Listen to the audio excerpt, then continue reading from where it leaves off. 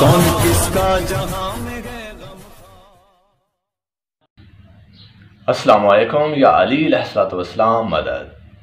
उम्मीद है तमाम मोमिनीन खैर वाफियत से होंगे और दुआ है हमारे सबको अपने हिफ्ज़ मान में रखें। मोमिनीन, जैसे कि आप जानते हैं कि तज़ील मसाइल की निजात इस लिहाज से मैंने एक अशरा रिकॉर्ड करवाया था, और इसी तरह इसी दिन वाले साहब शहरियार उसको भी मैंने मुकम्मल तौर पर एक्सपोज कर दिया। जो उसके बयान थे, जो उसकी दलीलें थी, सबको मैंने सबके सामने ला कर रख दिया था। इसी तरह एक मौलवी है, मौलवी कालिया साहब, अली हक अली जिनका चैनल है, तो उस साहिब के भी कुछ एतराज़ात हैं। और सबसे पहले तो आप जानते हैं कि तहतुल हना के हवाले से जो मैंने वीडियोस बनाई उमामा के लिहाज से, तो ये बंदा उनकी रद्द कर ही नहीं सका। अल्हम्दुलिल्लाह अपने हाथों ये बंदा पकड़ा गया और सही अहादीस से, अहसन अहादीस से ये बात साबित हो गई कि आइमा ताहरीन और नबी सल्लल्लाहु अलैहि वसल्लम तहतुल हनक वाले अमामे बांधा करते थे और हुक्म भी यही दिया था। अब तहतुल हनक चाहे पल्ला मुंह के ऊपर बांध कर पीछे रख लिया जाए या दो पल्ले छोड़ दिए जाएं, तो इन सब का शुमार किस में आता है? तहतुल हनक में ही आता है। लेकिन गोल टोपी वाला जो अमामा होता है, जो टायर की मानद लगता है, जैसे गाड़ियों के टायर होते हैं, वो बिल्कुल जायज़ ही नहीं है। तो ये बात मैंने मुकम्मल तौर पर बयान कर दी और ये बंदा उसको रद्द नहीं कर सका, अपनी जिद और हट दर्मी पर अड़ा हुआ है। तो बहरहाल आज की इस वीडियो के अंदर, ये हमारी पहली नशिस्त है इंशाअल्लाह, इस पर 3 वीडियोस मैंने बनानी हैं। इसके अंदर इसके मैंने 2 पॉइंट्स को आज क्लियर करना है, इसके जवाब देने हैं।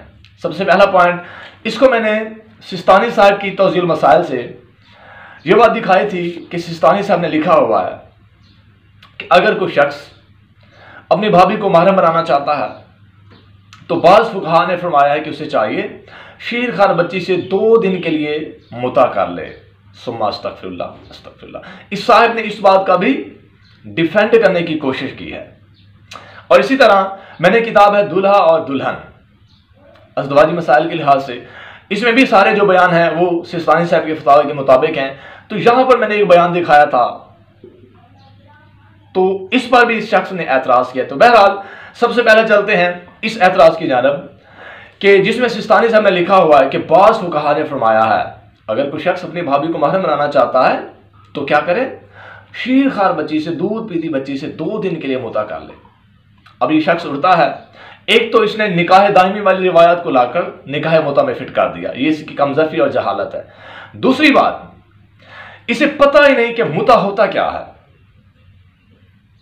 इस शख्स ने थोड़ी सी ज़हमत ही नहीं की कि आखिर मुता किसे कहा जाता है। तो सबसे पहले मैं इसे यह समझाऊंगा कि आखिर मुता आया कहां से और इसे मुराद क्या है। तो सबसे पहले मैं इस शख्स को दिखाना चाहूंगा, यह है अहसन ताबीर। अब देखिए इसके लिखने वाले कौन हैं? अल-फ़क़ी अल-हकीम सैयद मोहम्मद अहसन ज़ैदी, मुज्तहिद, doctor of religion and science. ये भी मुज्तहिद है, इज्तिहाद की डिग्री लेकर आए थे। इनकी ये ताबीर अल कुरान है। इसमें जब आप पहुंचते हैं सफ़ा नंबर 296 के ऊपर पहुंचे, ये देखें जरा, इसमें सूरह निसा आया मुबारक 24, इस आया मुबारक के अंदर निकाह मुता का तज़किरा है जो हदीस में भी मिलता है। तो इसमें रब्बुल इज़्ज़त इरशाद फरमाते हैं फमस्तमतातुम बिही मिनहुन्ना, कि चुनाचे जिस माल के बदले में तुम औरतों से जिनसी फायदा उठाओ। फमस्तमतातुम, यही नस पेश की जाती है निकाह मुता के लिहाज से। तो इसका मतलब क्या है? चुनाचे जिस माल के बदले में तुम औरतों से जिनसी फायदा उठाओ। तो एक बात तय हो गई कि मुता का मकसद ही लज्जत का हसूल होता है। यह होता ही जिनसी फायदा के लिए है, यह गुनाहों से बचने का तरीका होता है। जनाब अली, जरा आप गौर तो करें, निकाह मुता कहा किसको जाता है, ये कब जरूरी होता है? तो इससे मुराद ही जिनसी फायदा उठाना है। अब मुझे इंसाफ से बताएं कि जो 2 दिन की बच्ची से और शीरखार बच्ची से मुता करेगा तो वो क्या करेगा, मुझे बताएं जरा, जबकि मुता का मकसद ही लज्जत का हसूल है, जिनसी फायदा उठाना है। कुछ तो शर्म करें यार। जो बात गलत है आप उसे गलत ही नहीं मानते, अफसोस का मुकाम है। इसके बाद देखें जरा, और वो माल इनको बतौर उजरत अदा कर देना फर्ज है, और जिनसी तल्लुक और इसकी उजरत वगैरह के लिए जो कुछ तुमने पहले तय किया था इसमें बाहमी रजामंदी से हर किस्म की तब्दीली करने में तुमसे कोई मुवाखजा ना होगा। बाहमी रजामंदी, इसमें रजामंदी भी होती है। अब जो 2 दिन की शीरखार बच्ची है, जो दूध पीती बच्ची है, उससे कैसी रजामंदी ली जाए? वो तो बोल ही नहीं सकती, वो तो बात को समझती ही नहीं है। कुछ तो खौफ करें। जी मैंने कुरान से और मुज्तहिद के बयान से आपके मुंह पर, अब मैं क्या कहूं, तमाचा तो लग चुका है। अब भी आप इस बात की कायल रहें तो अल्लाह ही माफ करे बस। चलो मोमिन, कुछ अहादीस भी पेश कर देता हूं। ये बंदा बड़ा मुनहरिफ और ऐसा समझने के जिद्दी, हठ धर्मी, इसके अंदर बहुत चीजें पाई जाती हैं। अब जब हम चलते हैं, अब ये है मन ला यहज़रुल फ़क़ी और इसकी जिल्द नंबर 3 और 4 है, सफ़ा नंबर 834 है। यहाँ पर बाब मुता लिखा हुआ है, मुता के लिहाज से पूरा चैप्टर बांधा हुआ है।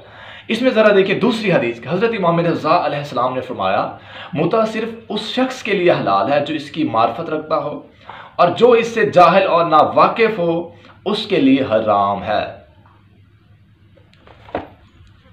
बताएं ज़रा, अब जो बच्ची शीरखार बच्ची है, दूध पीती बच्ची, क्या वो मार्फत रखती है कि मुता क्या होता है, मुझे क्या करना चाहिए? इस लिहाज से फिर आप गए।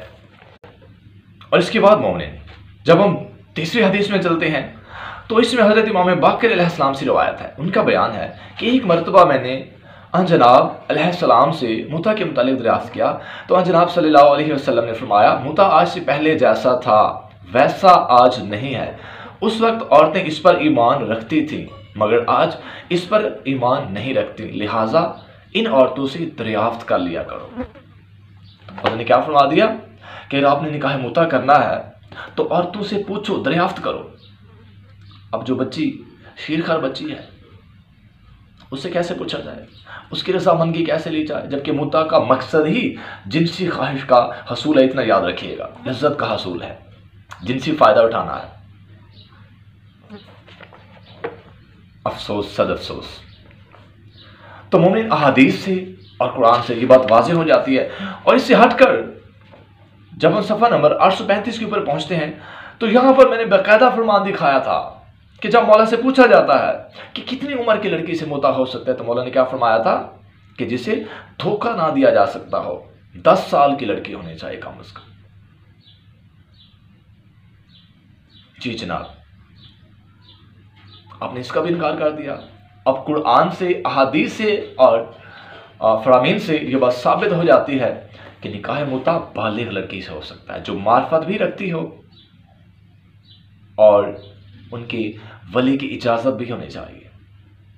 ये है कंडीशन निकाह मुता के। और ये मुता कब ज़रूरी होता है? जब गुनाह का एहतमाल होता है, ज़िना का खदशा होता है। और जहां इसको बुरा समझा जाता है वहां पर भी जायज़ नहीं होता, माहौल को देखकर। अफसोस अफसोस। बहरहाल मोमिन, इस बंदे को मुकम्मल इस लिहाज से मैंने रद्द कर दिया। अब जहां तक बात है उस किताब की, दूल्हा और दुल्हन, तो इसके अंदर जो मैंने पॉइंट बताया, अब देखिए जरा गौर करें इसके ऊपर। जो पहली हदीस है इसमें वाज़ेह हो जाता है कि औरत की शर्मगाह की तरफ निगाह भी नहीं करनी, मौला ने मना फरमा दिया, निगाह भी नहीं करनी। इसके बाद फिर नीचे अस्तगफिरुल्लाह सुम्मा अस्तगफिरुल्लाह, फिर बोसा वाली रिवायत भी मिल रही है। और इस साहब ने आप जवाब देने की कोशिश तो की है, तो बहरहाल अपने हाथों ही पकड़ा गया। अब इस साहब ने अल्लामा मजलिसी, उनकी किताब से एक हवाला दिया, उसमें सबसे पहले हदीस से सही बयान की। और हदीस से सही में ये खुद बंदा कह रहा है कि नजर नहीं डालनी, शर्मगाह को देखना नहीं है, निगाह नहीं डालनी, ये सही हदीस बता रही है। तो जब सही हदीस से ये बात साबित हो जाती है कि बंदा देख भी नहीं सकता, तो फिर कहां बोसा, अस्तगफिरुल्लाह सुम्मा अस्तगफिरुल्लाह। ये इजी दिन वाले और ये तौज़ील मसाइल वाले हमें नाक पे लड़े हुए हैं। इन्होंने शरीयत को और शियत को दोनों को तबाह करके रख दिया है। तो भाई आप अपने हाथों ही पकड़े गए हैं, जरा गौर तो करें। और बाकी रिवायात उनके साथ सही नहीं लिखा हुआ, उनकी ना तो आप इल्म रिजाल से तौसीक पेश कर सकते हैं। तो जब सही हदीस से एक बात साबित हो जाती है, देखना भी नहीं है, उस बात हदीस में ये भी मिलता है, नजर कमजोर हो जाती है। तो बहरहाल हमने इस बंदे के ये दोनों पॉइंट अब किक आउट कर दिए मैंने। अब ये बंदा इंशाअल्लाह अगली इकसात का इंतज़ार करे, इंशाअल्लाह अगली 2 किस्तों में इसको मुकम्मल तौर पर फिनिश कर दे।